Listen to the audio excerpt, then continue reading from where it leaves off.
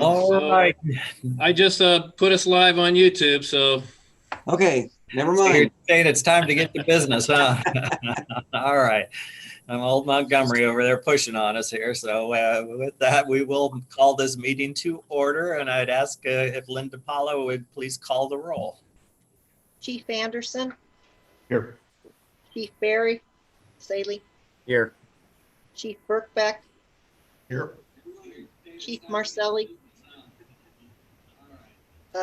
Chief Bishop, Here. Mayor Miller, Here. Mayor Handwork, Here. Mayor Brenneman, Here. Mark Cavan, Joel Montgomery, here. Dennis Miller, Here. Steve Wheeler. Here. Should do it.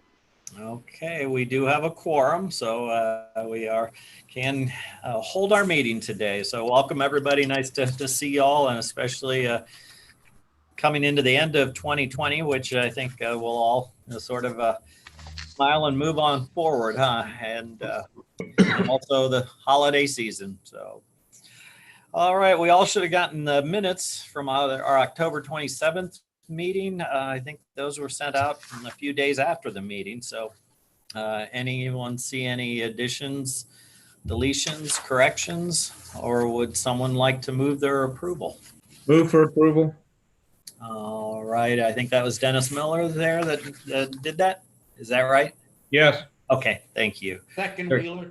Okay, second, Steve Wheeler. All those in favor of the minutes as submitted, please say aye. Aye. Aye. Anyone opposed? Okay, the minutes are accepted.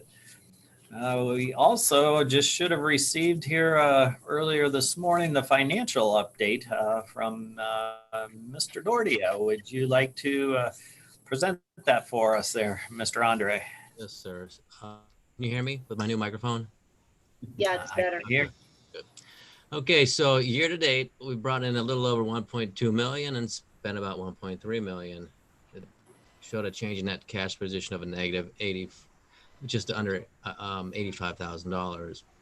But that is all just because of timing. In other words, so what we bill each entity exactly what we spend. So that again is just timing. The other thing to note, this month, which is December, obviously, I received $76,065 for the 2018-19 911 cell monies. So that'll be reflected again when in December's. I'll send December's out. I might just send a preliminary, and the only thing it probably won't have is all the interest monies in there, but it'll be. I'll send that out probably like the second week in December to everyone, so you can see. But you're going to see probably a pretty large change in that net position.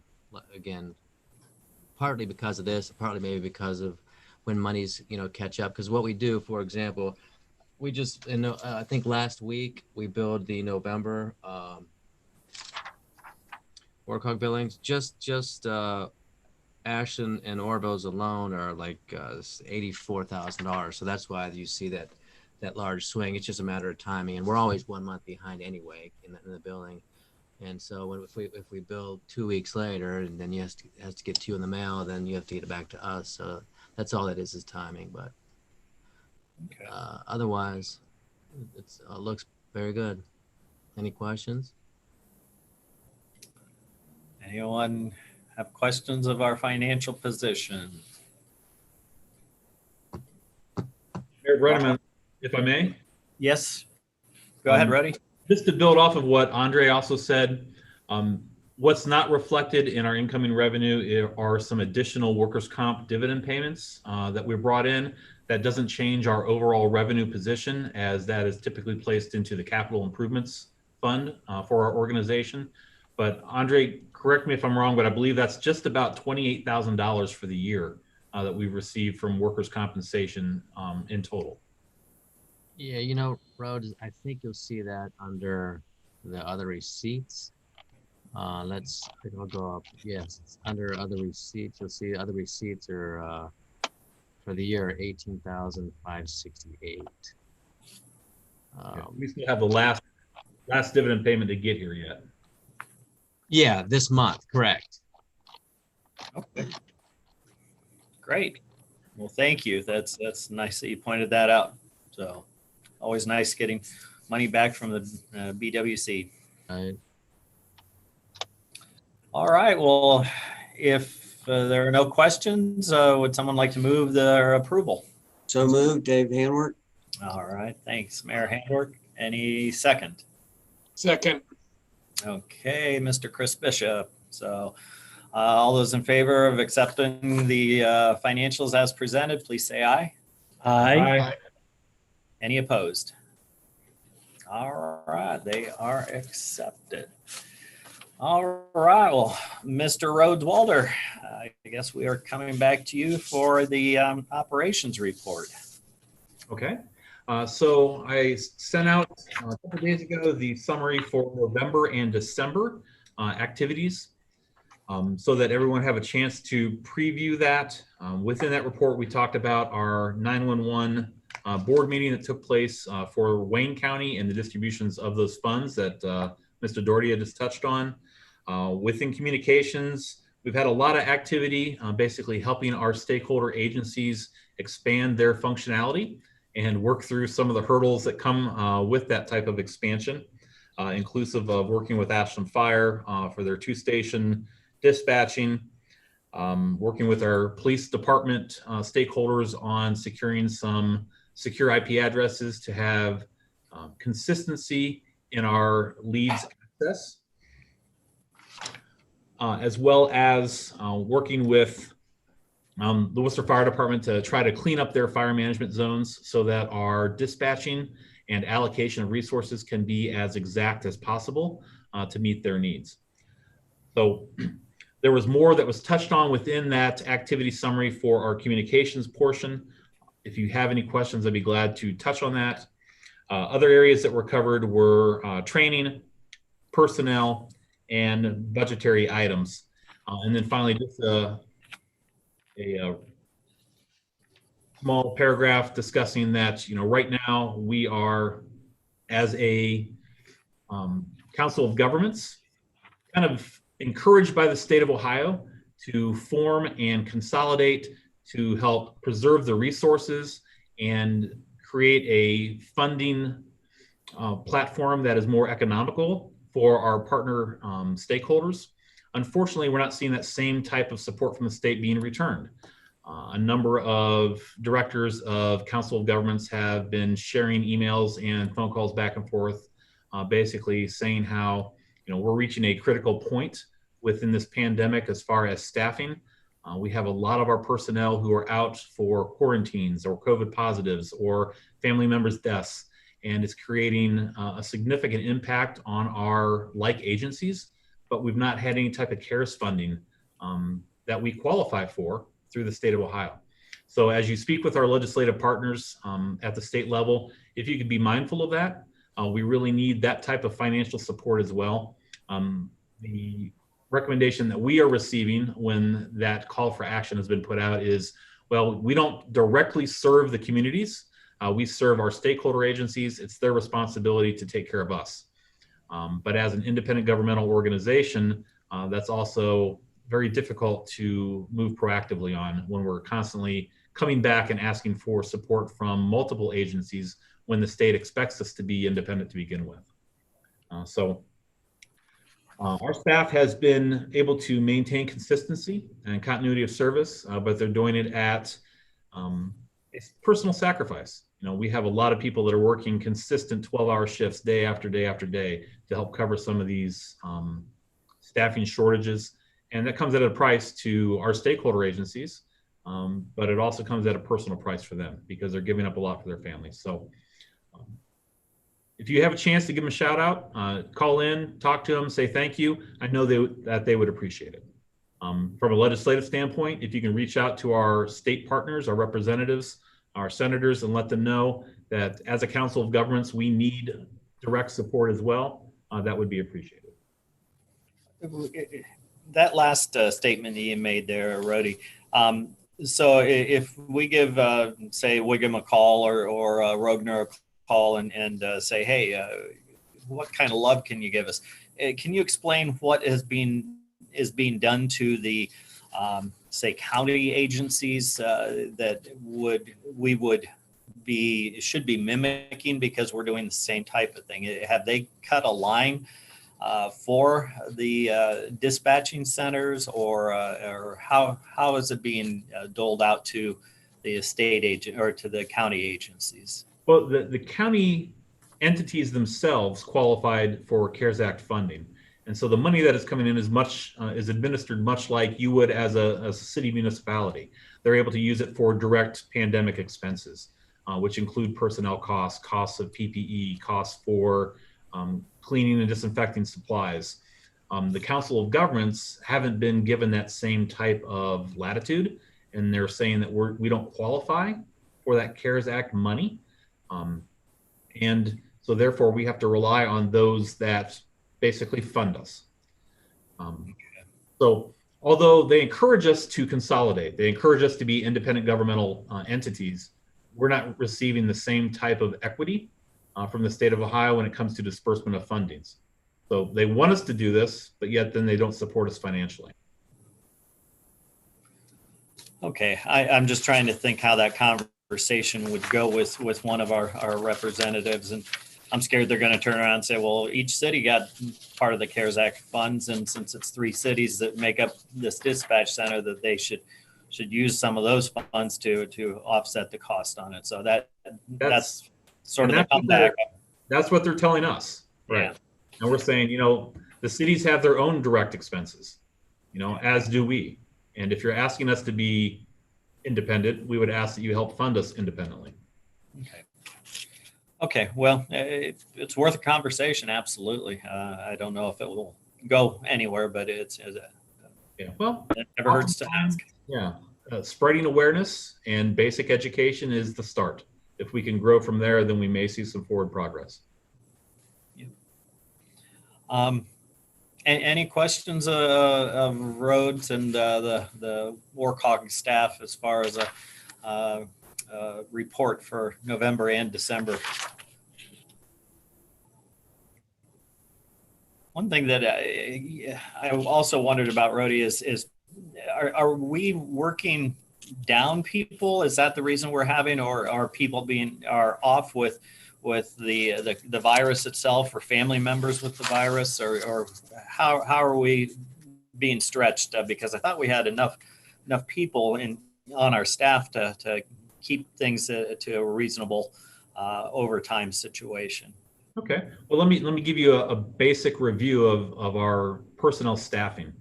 We currently employ 13 full-time dispatchers. Those 13 full-time dispatchers are allocated to a minimum of 3 personnel on duty at a time. Okay. Their collective bargaining agreement allows for 1 dispatcher off per shift per day on earned benefit leave. So that could be our vacation or our comp time. Anytime that one of those individuals does take earned benefit leave, it requires another staff member to fill in.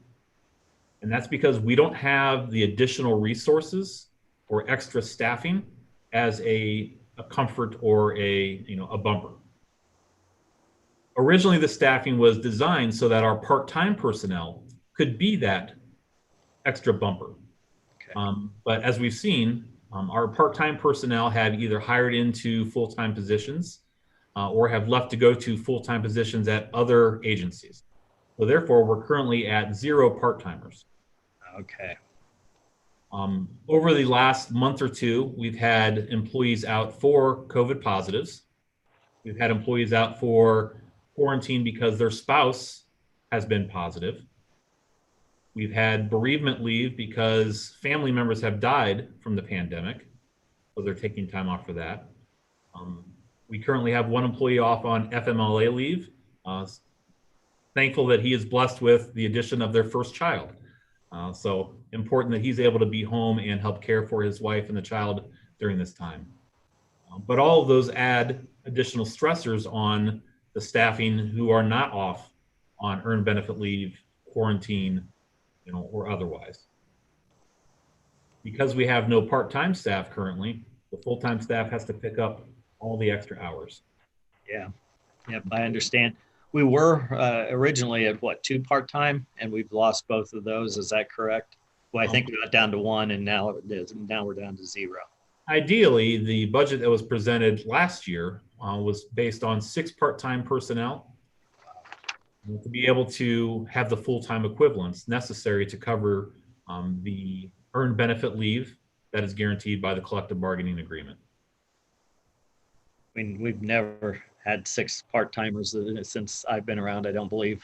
No, and it's very difficult to hire people who want to be invested in, our mission and meet the requirements that our law enforcement and fire agencies need to have of personnel to serve. Hey, Rhodey, this is Joel. I know, we've tried to save some money with some of the advertising in the past. Are we at a point where maybe we should spend that money? I know it's expensive, when you advertise extensively.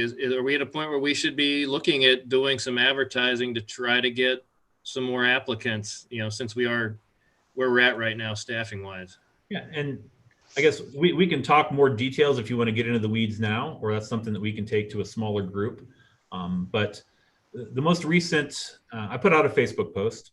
We had 76 applicants from that one Facebook post. Of the 76 applicants who indicated interest, only 9 followed through with completing a full application with HR. Of those that completed the full application, we had 3 that were unable to complete the initial skills testing. We had another 2 or 3 that never returned a phone call to schedule the skills testing. A couple not make it through the background investigation part 1. Indicated interest. Only 9 followed through with completing. Well, that was an unusual echo. Yeah. You got a ghost in there with you, Rhodey. So where we're currently at, as of yesterday, I was awaiting an answer from a full-time position offer to an individual who was a dispatcher for 9 years and was looking at a transfer to our agency. That individual chose to stay where they're at due to seniority, and we offered a full-time position to the other applicant. So they're moving on to the second half of the background investigation. So, no, I don't know that, anybody has had more success. I've kept in touch with Cody and Ron McCollum as well, basically weekly, and they have similar experiences. Cody put out an Indeed ad, had over 500 submissions, ended up bringing in a total of 3 people. None of the 3 completed the final thing. So it's a difficult niche to hire into because we do demand the highest quality applicants, and we expect excellence from them because that's what you deserve. We are very fortunate that the staff we currently have, are invested in our organization and want to be impactful and are making a lot of personal sacrifices for the short duration of time that it's necessary. But certainly would like to fill out some of those part-time roles so that we're not reliant strictly on them. I just know from hearing from our industries, people are really having a hard time getting full-time people. So trying to fill part-time positions are probably doubly as hard to. I made comment to Assistant Chief Kuiper the other day when he stopped up to discuss some issues. I said, I've lived in Worcester for over 30 years. And over that entire time, I've never once seen Worcester Brush actively advertise for employees. And this month they have flags outside of their building that say now hiring. That's very telltale in that, they're a company that for years had wait lists for people to get in because they protect their employees. They're good community stewards, and it's a desirable place to live or to work. And they're short on people now too. Yeah. Yeah, No, you would see agree. that in an awful lot of places. And I think the dilemma we have is you're asking people to be highly skilled and trained. And usually if you're going to go through all that, you're going to want to work full time, not part time. So that makes it really tough. Yeah, it does. Well, I wish we had a magic solution for you there on that, Rhodey, but I don't know. I encourage you to keep trying to see what we can come up with in a part-time mode. I don't know if we as a group need to consider adding another third-time one if we're going to be taxing our people, because what scares me is you push people so hard, they're going to start looking for other places they don't have to work quite as hard to make a living at. So, Mhm. so I guess it's something we should consider and think about. But you start messing with your budget pretty hard when you add another person on in a full-time mode too. So anyone else want to weigh in on how to move forward on this? Not an easy one. No, So, it's something that needs to be continually evaluated and track the data and look at the trends and see how we can, adjust. We need to be flexible. yep. Well, see, keep us posted informally or an email to folks if you're sinking further into the water or if you're starting to see some success out there in attracting people. And so for our next meeting, we'll at least come into it eyes wide open if we need to make an adjustment one way or another. Mhm. All right. Definitely will. All right. Good deal. Thank you. Any final questions for Rhodey on the operations report? All right. We will move on then. I do not know of anything for an executive session meeting. Anyone else in the group know of anything that we need to discuss in an executive session? Okay. Anything? Okay. That sounds good. Personnel update then. You got a resignation, which is sad to say, but Rhodey, you want to talk to us about Matt? Sure. Matthew Ranke has tendered his resignation with our organization. He is accepting a position at Chagrin Valley Dispatch. It's a move for him that he was reluctant to make. He's been, considering options over the last year and a half, and has chosen to stay with our organization because he felt like he was impactful and was helping craft a work organization that he was invested in. When you have good people, they're desired by other organizations as well. And Chagrin Valley has reached out to him numerous times and finally made a lateral transfer offer that was difficult to resist. So we wish Matt well as he moves to a larger center, and we're going to miss his presence here and his contributions. That's well said, and please pass on we do appreciate all of his service on our board and as far as the Warcog group, and we do wish him well. We're sorry to see him leave. Yes. But you say you got some potential in a part-time and a full-time applicant. Is that what I'm seeing here on the agenda? As we briefly touched on, I did make a conditional offer for full-time to one applicant. This individual will be moving into the second half of the background investigation. And if they're successful in completing that, then we'll begin the training process. Okay. Well, that sounds positive. Good. Good. Absolutely. She is a enthusiastic individual who is very excited about having the opportunity for a professional career.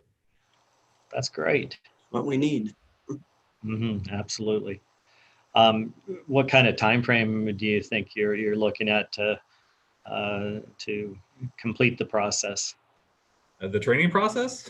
Well, I know to just find out if she's going to join the team. Well, I gave Jeanette the green light yesterday. Okay. So I imagine it usually takes about a week before we can get them processed through the second half or get them scheduled for the second half. Okay. Another week or two, to get them through that and results back and everything tied up to be able to make the final approval.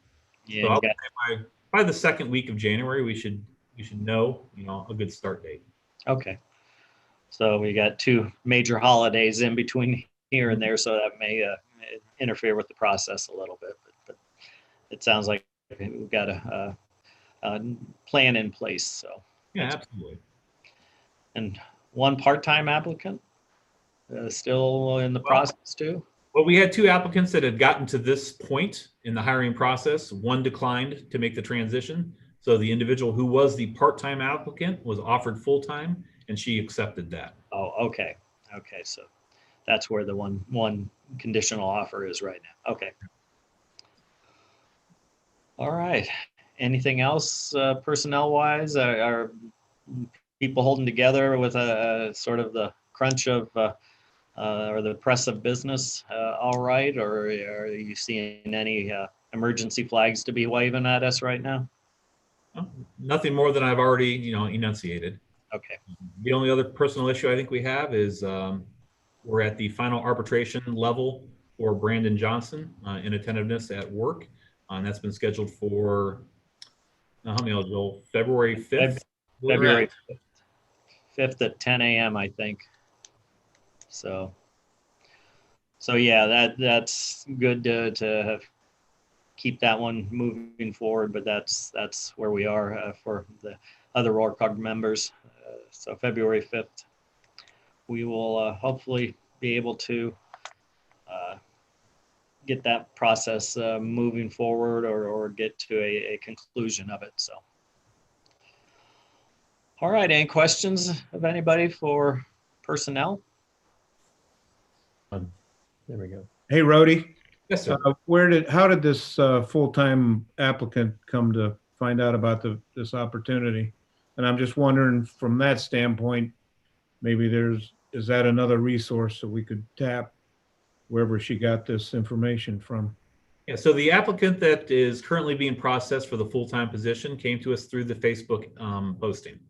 Okay, He was one of the 9 who successfully completed our HR application, passed the testing, passed the first background portion, and then subsequently had an interview with myself and one of the supervisors, and then had her come in and sit for a 4-hour period to job shadow to truly see what the job is about and if she feels that she would be successful at that.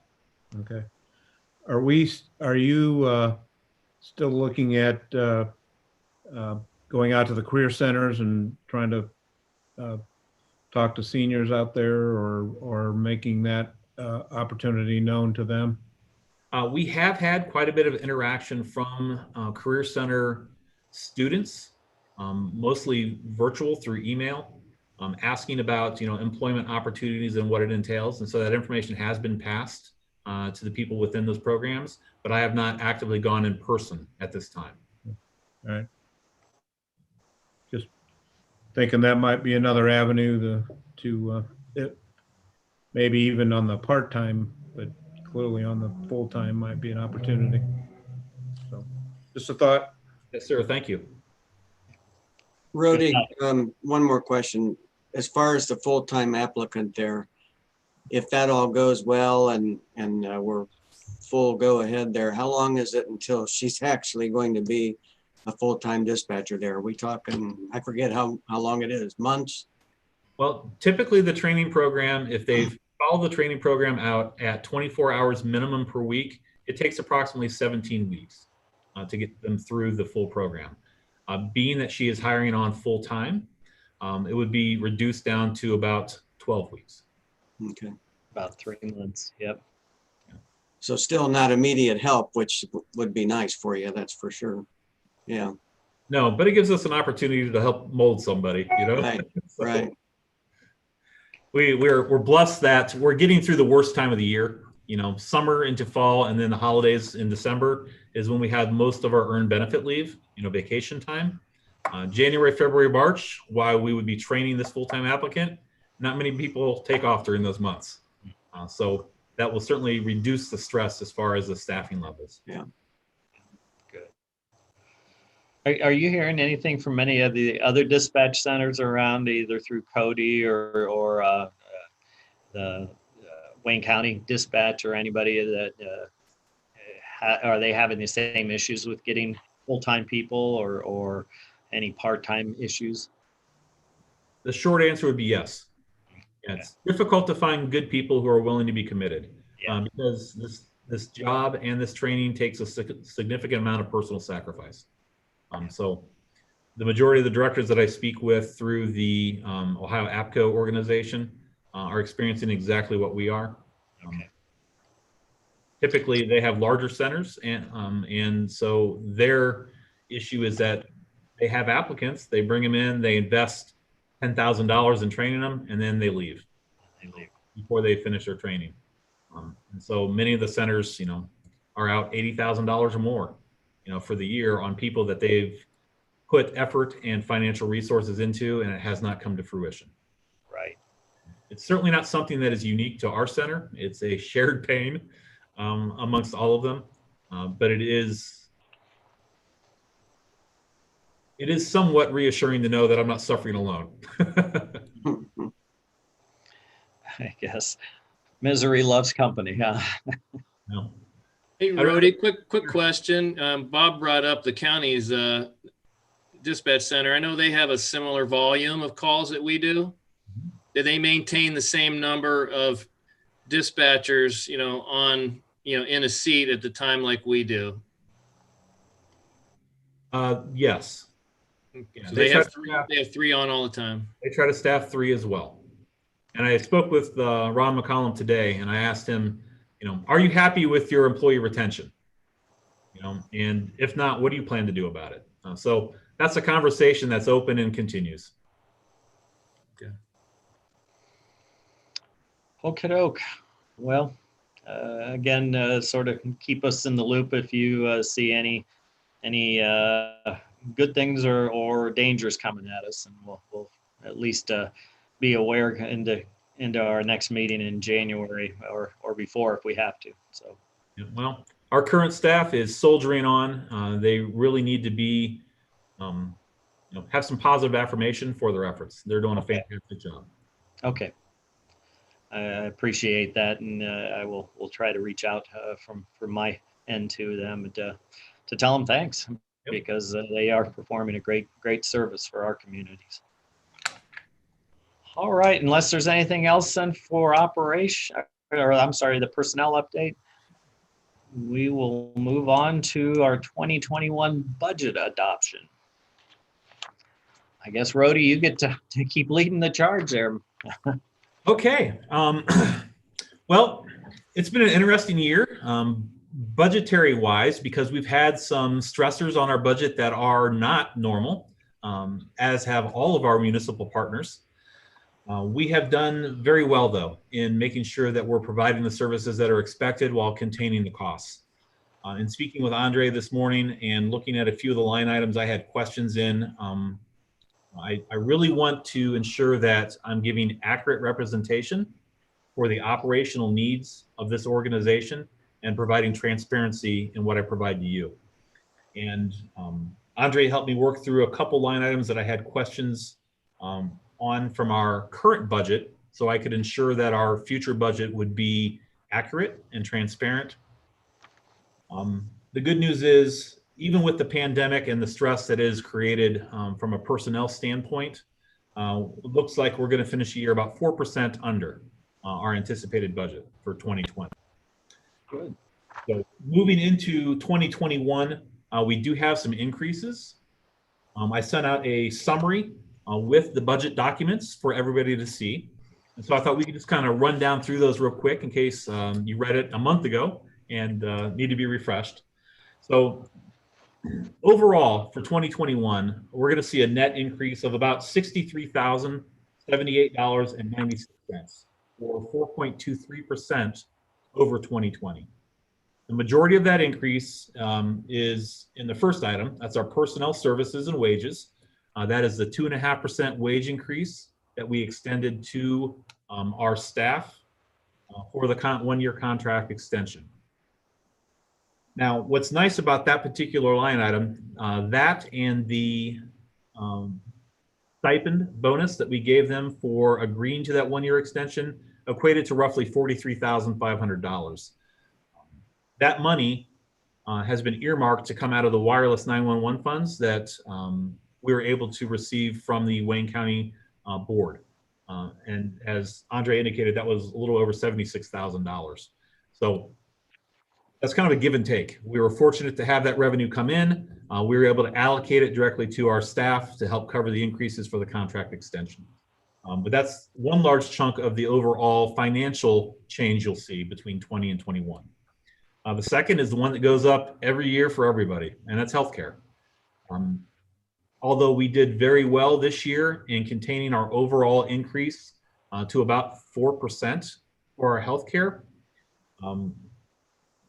For 2021, Chapman & Chapman, who is our advisor and plan administrator, is projecting another 20% increase.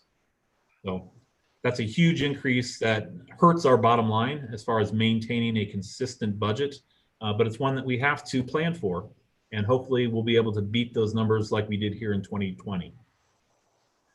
As far as equipment goes, one of the things that I did was I added an additional $1,500 into our equipment line item simply because we're starting to get to the end of life for a lot of our small electronics, specifically like the headsets that our dispatchers wear, the remotes that go with those, the base units. Each one of those little base units is $600.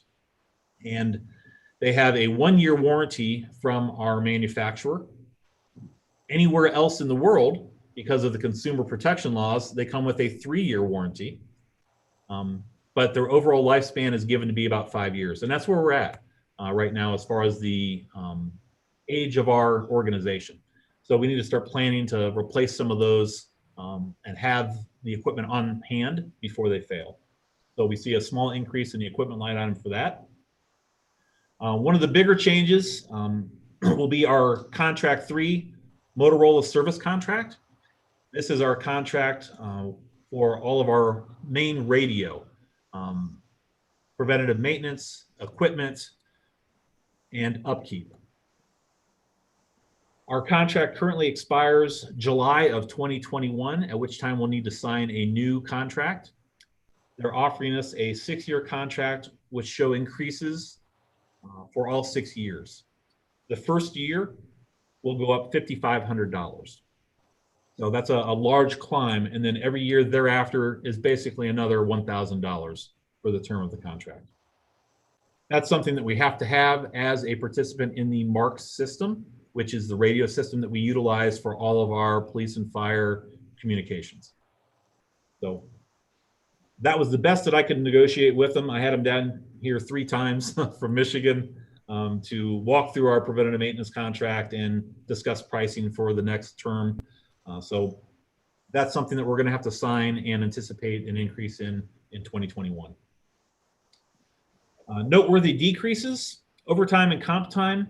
I did reduce this approximately $15,000. I took a look at our 5-year projection or 5-year history and looked at our average costs based on number of employees, number of absences, and total payroll for each one of those years. And I think that's a reduction that we can make confidently and still be in line within our budget.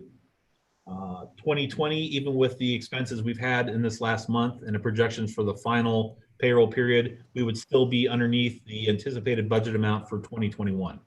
So I think that's a good move to make to accurately represent where we're going to be. I also changed some of the allocations. So I put $5,000 into training overtime so that we can start to actually track what overtime is used for training and it doesn't get lost in the overall soup of those personnel costs. That'll give us a better idea of accurate expenditures for training our people outside of our work hours. Our part-time employee area, because we've had so much difficulty in hiring, I wanted to, and I also did complete the study on what our actual part-time costs are to hire and train somebody, as well as to employ them throughout the year. We reduced that line item $11,000 and change, and that'll accurately reflect 2 part-time people being able to fill 1 full-time equivalent, 860 hours of training, 610 hours of regular pay, and 610 hours of premium pay for those employees. And then finally, the last decrease that we have of note is in contract 1, our Sundance CAD costs. We have completed paying for our CAD system.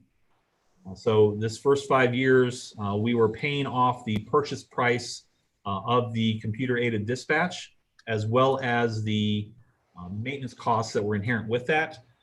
Beginning in 2021, we go just to a maintenance contract. So we'll see our overall cost for our CAD system drop approximately $2,600. So that'll be our total increases and decreases of note for the 2021 budget. Once again, overall, our projected increase is just over $63,000 or 4.23%. However, that does not account for the wireless 911 monies that we have offsetting approximately 43.5 of that.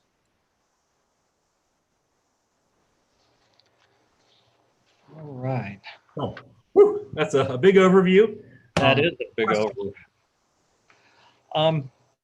The only thing that you said that makes me a little uneasy is, well, I take a step back. It makes me feel really good that we are done with our Sundance paying that down. So we're past the cost of that, but and have gone to maintenance only, which is great. But it also raises a question in my mind: should we be setting money aside to help build the reserve for the replacement of that system, because that's coming down the pike at us at some point too. So should we set X amount aside each year so that when it comes time to replace our Sundance CAD officially, we have dollars stored up to make that happen?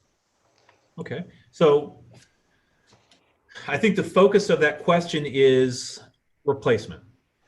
Right now, our Sundance is cloud-based. So earlier this year, we moved all of our operations off of our dedicated server, moved it into the cloud. That gives us the flexibility for, number one, consistent updates. So we no longer have to physically update software that's located within our own hardware. Secondly, it allowed us access from anywhere. So built into our contingency plan for the pandemic was if we had to have off-site dispatchers processing calls, they would be able to do that, because as a cloud-based system now, we have that latitude. As far as replacing, we don't have anything physically to break down or to get old.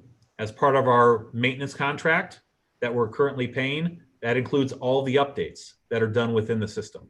So as our system ages, it continually gets updated, new features added. That's part of what we have bought into with our purchase contract. The only reason to move away from Sundance at this point would be a change in providers.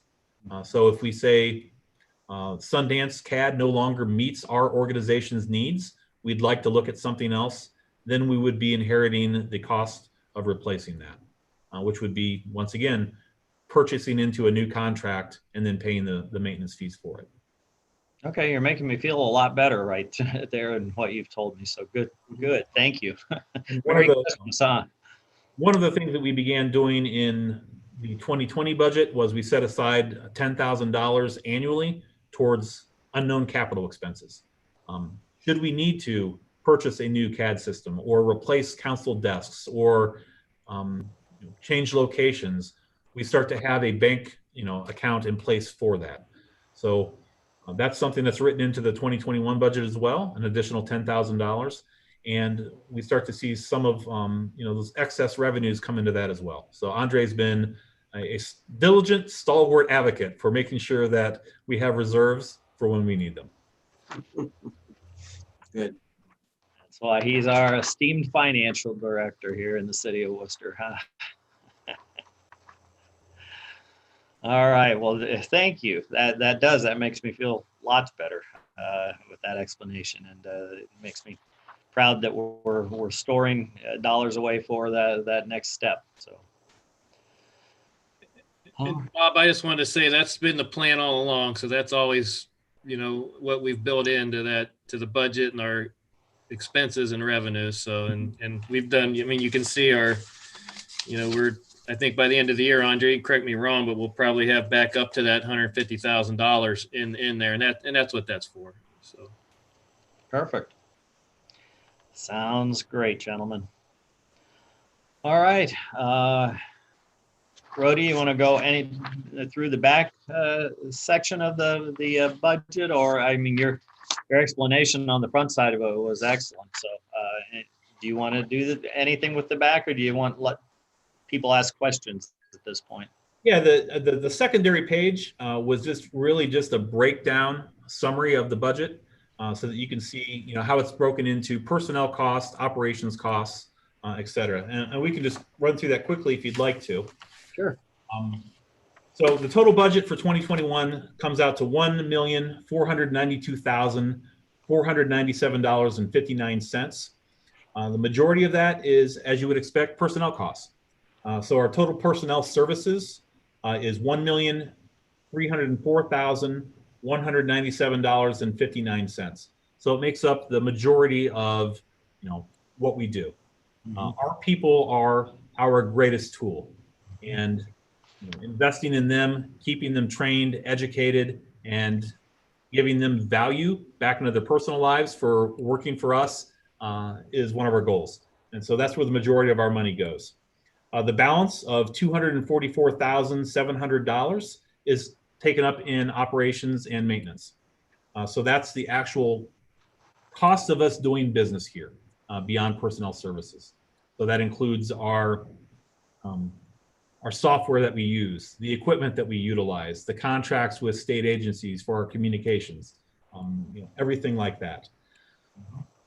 So the last item that you'll see is just other capital. That's $10,000, and that goes back into the capital fund that we just spoke to. Yep. So it really is a very trim, very lean, cost-oriented budget. I only ask you to pay for what it actually costs for us to provide the services to you.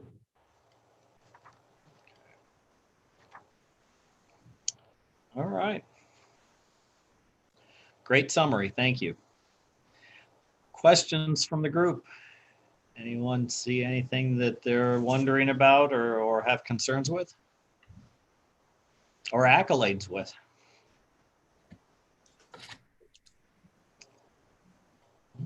Just thank Rhodey for doing such a good job on this budget. I've served on other boards and committees, and sometimes you look at an annual budget and it just looks ridiculously hard to understand. And this one's very clear, and you can see exactly what everything is used for. Appreciate that. You're welcome, sir. Thank you, David. That is a very, very good statement there. Very astute. All right, Ashland crew, anybody got any questions or concerns? We do not. Nope.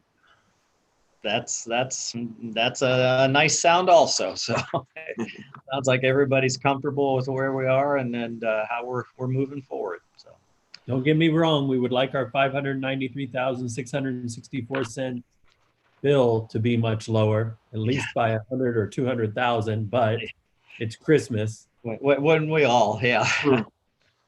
So I'll tell you, I've not seen a budget presented that goes down into the pennies like this one. So Rhodey, you got her lined out way down deep in the fold. Usually you end up in dollars or hundreds or thousands of dollars in budgets. So you got her down to the 58 cents there. Well, I'll be perfectly honest with you. Each one of our stakeholder agencies has made a commitment to this organization because they wanted more than what they were receiving previously. And with that comes accountability. I want our budget, I want our operations to be clearly transparent and to be accountable as much as I'm able to you. Because, you have in effect are paying for this service above and beyond what other county entities are, because you want more. So, we as a staff endeavor to meet those expectations. And I think that's reflected not only in how we, work for you daily, but it should also be reflected in our administrative tasks as well. Well, congratulations. I applaud you on that. That's good stuff. So thank you. All right. Well, unless anybody has any questions or concerns, would someone like to move that we adopt the budget as presented? So moved, Wheeler. Okay, Steve Wheeler, thank you. Is there a second? Second. Second handwork. Thank you, David. All right.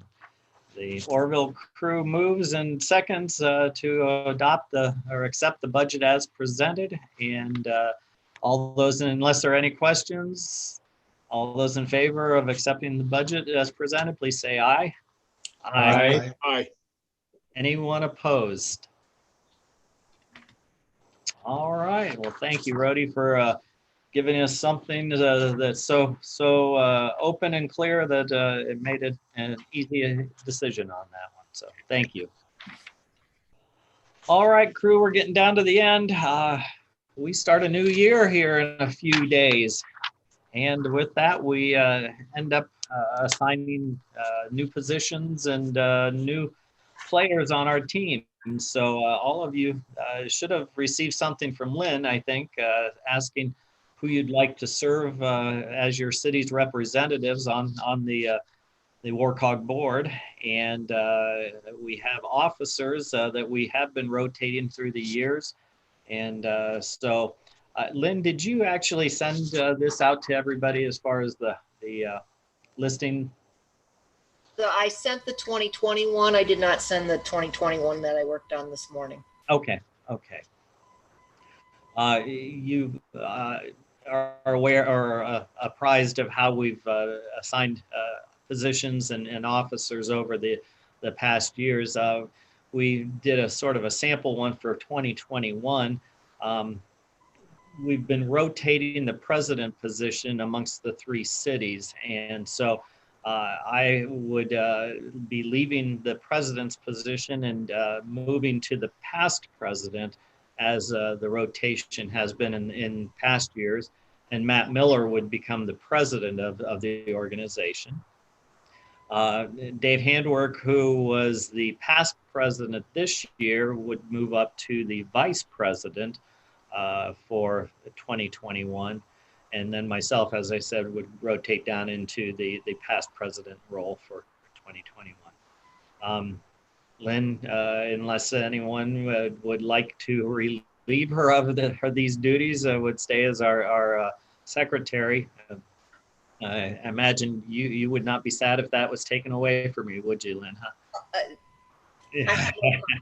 No comment. No comment. Good, very, very wise, I'll tell you. And Andre Doherty has been the treasurer just because of ease of operation, but I think that probably would stay consistent there just for ease of operation. So is that acceptable to our respective members to continue with that plan or rotation? I'm seeing head nod, Yeah. so okay. Yes. Handwork and Miller both are comfortable with that. Would someone like to move that those are the officers positions for the 2021 year? So moved. All right. I would second that one. So I don't know if I can as chair or not, but I guess unless somebody wants to fight me on it, we'll accept it. All those in favor of, well, any questions about the board members before I call a vote? Am I in a hurry to get out of this position, huh? Yeah. All those in favor of the officers for 2021, please say aye. Aye. Aye. Anyone opposed? All right. Well, then the city representatives, the Ashland gets to choose your representative. Orville the same, and Worcester the same. So, Ashland, do you want to start us off as far as each city has, according to our bylaws, the mayor sits on this board. So, Matt, you would continue on as far as the mayor's position for Ashland. Is that correct? Correct. Okay. And also Dennis Miller will serve as our council representative in 2021. Okay, and then you have 2 other positions that you're able to fill. In the past, it's been your police chief and your fire chief. I don't know if that's what you want to continue or what you would like to do for those other 2 positions. Admittedly, that I have not discussed it with either one of them, but I do believe that would be acceptable. Okay. As far as I know, Chief Anderson will be our fire chief next year, but there's still a few days left in this year for any changes we need to make. Oh, no, he's shaking his head there. That's scary. Huh? You just built him a brand new fire station over there, didn't you? He can't be bailing on you at this point. So, Not until you get naming rights. yeah. Where is that fire station? I know where the main station is, near the Dairy Queen. You see how I associate things with Yes, yes. It is out on the corner of US 42 and Mifflin Avenue. So if you recall where the old Walmart used to be, Yeah, yep. pretty much several hundred feet from that location. Okay, sure. Out close to that Applebee's. Absolutely. There you go. See, again, associated with food, but hey, I know where it is. That's right. All right. So, all right. Well, we'll figure those four from your city unless we hear differently then. And Lynn will put that together and mail it out. David, how about for the city of Orville? Are you planning on continuing serving on the board? And Yeah. And I think we're pretty much the same. I talked to Lynn this morning. I was waiting for confirmation from our council president, but I think our council representative is Rick Aspiris. All of ours are in a position probably not to make many of the meetings, but with jobs and so forth. Mhm. But we think that Rick Aspiris will be our representative council-wise. And then Steve Wheeler. And then Steve, you can help me whether we rotated Matt and Chris as far as,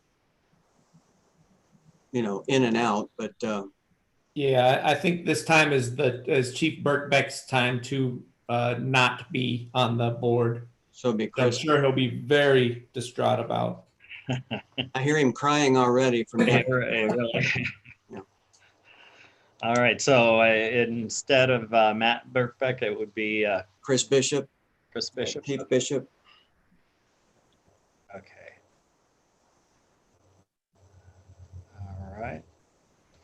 All right. And then this year we had that rotating member so that it wouldn't end up in a tie vote someplace down along the way. And last year, I think Orville had the rotating member, and this year it goes to Worcester according to the way we've rotated. So from Worcester's camp, I will plan on being serving on the board still. It's a pleasure and an honor to. Our councilman is Mark Cavan, who is been appointed by the president of council to continue serving. With the three openings, I've asked that Joel Montgomery, our director of administration, serve as one, our police chief, Matt Fisher, serve as another, and our rotating member will be Barry Saley, our fire chief here. So team, we're on the hook for another year at it. So look forward to continuing on. All right. Well, if everybody is comfortable with that appointment, we'll have Lynn type things up and shoot it off to you so you have a record, and let us know if there's any changes to that. We're down to miscellaneous then. Anybody have any miscellaneous things that they would like to discuss or talk about? I just have one, Rhodey, and I'm sorry I've commanded this conversation quite a bit, but how are conversations with Worcester Community Hospital going? Anything new in our site and how things are working in those worlds? I have not had recent conversations. Brian White, who was the facilities director, has moved to a different position now. He is now in charge of security, and his position has been split up, I believe. Okay. So I've had some informal conversations with one of his successors, but nothing of content. Okay. Wound Care Center, which originally had their entrance on the side of the building next to maintenance and the loading dock there, has moved around to the front. So where behavioral health was, they now have their main entrance at that location. Okay. And as I indicated, earlier, from speaking with the fine folks at maintenance, and at the Wound Care Center, the hospital has no plans to vacate the structure anytime in the near future. That's what I've been picking up on also. So I'm glad that you've confirmed what I've been hearing too. So things have stabilized, and we're in a happy spot right now. Are you, as far as size and space and upkeep and all that, comfortable with everything that you've been living within? The space is adequate. You know, when we need additional space for interviews or conferences, we typically request of either Chief Staley or Chief Fisher to let us use the main conference room at the safety center. So that's met our need. The space that was to be the shared conference room at the Wound Care Center has become a storage area while they renovated, so it's inaccessible. But that's a small price to pay for the continuity of our operations. I'll make a note to ask about that to see, because if they're just storing materials there, we should have a better place to be able to achieve that. And well, get it's that a transitional area while they do their build out. So, you know, moving their entrance to the front required a lot of construction, you know, and reallocation of space. So it's a temporary, you know, efficient. Okay. So there's still some of the rebuild or refabrication of the building going on. So yeah, I believe this week was the first time that they've actually used the new entrance. So okay. All right. Well, then I won't push that issue too hard at this point and give them time to finish up. So no, just be an advocate on that Worcester Hospital board. Keep the good tidings rolling forward. I appreciate the relationship and the extension of this space that they have offered to us. Absolutely. Yeah. No, they have been a great partner throughout. That's for sure. So, all right. Anything else to come before us here? I'd just like to say, gentlemen, thank you so much for your support. This organization exists because you wanted more and you expect more. And Mayor Miller, I wish I could lower that number for you, sir. I can tell you that the total cost of your fire department contribution did go down in this budget. You know, so that's something that changes every year, but you know, we're going to keep working forward for you. And if there are opportunities to reduce our costs or to have revenue recovery, we'll certainly explore it. Very good. I accept your apology. I wish I had more to offer for Christmas for you. There you go. All right, team. Well, I wish everyone a very Merry Christmas and Happy Holidays here in the next couple of weeks. Let's all pray that we find an answer to this crazy virus that's sort of captured our attention for the last 9+ months, and hopefully we'll have a solution here in the next 3 or 4 to get back to normal existence. So I was hoping that you were going to get the vaccine live on the call so we all can find. I guess that'll be the next meeting. How about it? If I won't be president, I guess you'll have to do it. That's right. That's right. There you go. So, all right. Well, would someone like to move our adjournment here? Chief Staley, I saw that hand go up quickly, and Joel Montgomery seconds. Man, you guys come out of the box quick when we get to that adjourn moment, don't you? All right. Well, all in favor of adjourning our meeting today, please say aye. Aye. Aye. And happy holidays, Merry Christmas. Merry